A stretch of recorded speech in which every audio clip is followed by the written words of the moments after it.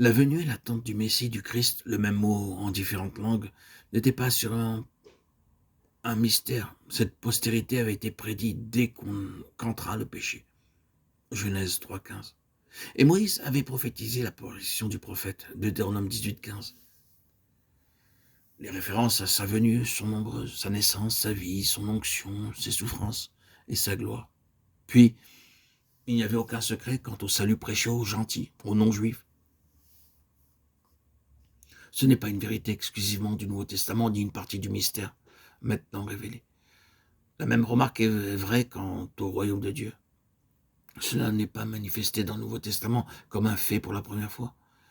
Il y a aussi d'autres choses dans le Nouveau Testament qui sont tout à fait manifestes dans l'Ancien. Une autre chose a besoin d'être mise en relief comme inchangée dans les deux ères. C'est la loi de base de tout ce qui a rapport à Dieu.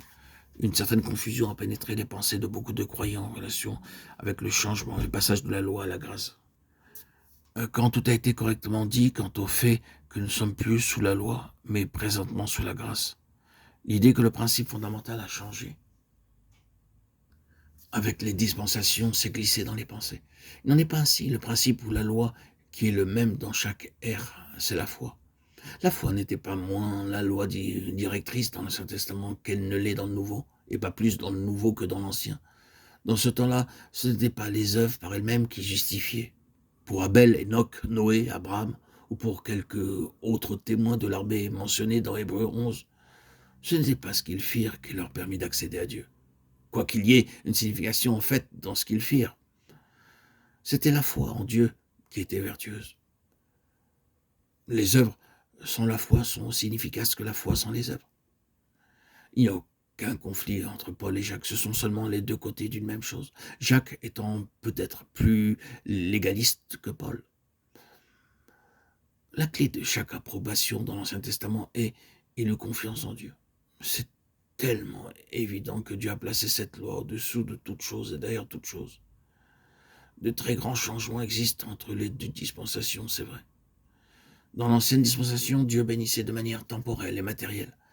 Obéis à Dieu, sois fidèle au commandement de Dieu, et la bénédiction sera sur ta corbeille et ta huche, ta famille et ton champ. La prospérité sera sur tes entreprises et ton succès sera facilité. Mais au-dessous de tout cela se trouvait la loi de la foi. Cela ne change pas avec les temps et les économies, ce n'est pas un nouveau principe qui a été montré à Paul. Ceci n'a rien à faire avec, en particulier, sa révélation. Le secret se tient au-delà de cette loi, bien que sa doctrine de la justification fût de l'aveu général révolutionnaire et bouleversante. Il ne fit vraiment foi que dans l'œuvre accomplie de Jésus-Christ, œuvre qui impose donc la clôture d'un vieil ordre de choses. Bien sûr, il faut beaucoup de temps et de pages pour élucider la doctrine de la justification de Paul, mais il a fait cela pour nous. Nous sommes en train de dire que le mystère tel qu'il fut particulièrement révélé à Paul n'est pas une idée nouvelle quant à la loi de la foi, quoique la base de la foi ait littéralement changé et soit passée des œuvres des hommes à l'œuvre accomplie de Christ. Les œuvres elles-mêmes ne justifient pas, mais l'homme justifié fait les œuvres de la foi. Il est important et utile de savoir que dans l'ère ancienne, Dieu ne travaillait pas avec une pensée différente de celle qui appartient à cette présente ère. Sa pensée est immuable dans sa nature et dans son intention. Si sa méthode et ses moyens changent, ses pensées et son objectif demeurent les mêmes d'éternité en éternité. Si, dans une ère, il cache ses concepts essentiels, cela ne signifie pas qu'il ne se trouve pas implicitement dans tout ce qu'il choisit et utilise.